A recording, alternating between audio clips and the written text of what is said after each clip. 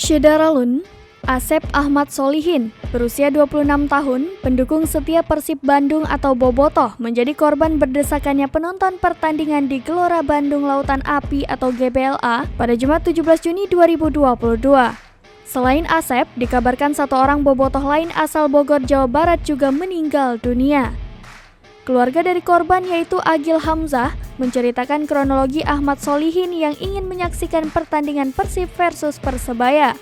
Sesampainya Asep bersama teman-temannya diberitakan masuk ke dalam stadion beserta ribuan penonton lainnya.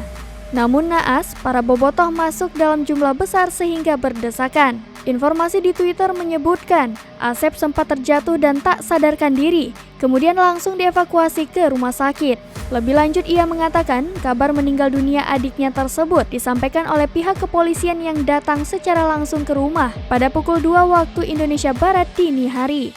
Saat tiba di rumah sakit, Agil bertemu dengan pihak manajemen Persib Bandung, yaitu Umuh Muhtar dan Teddy Cahyono. Ia mengatakan Umuh Muhtar langsung mengucapkan turut berduka cita atas kejadian tersebut. Hingga pukul 9 waktu Indonesia Barat, rumah kediaman korban terus didatangi orang yang ingin mendoakan serta berbelasungkawa kepada keluarga.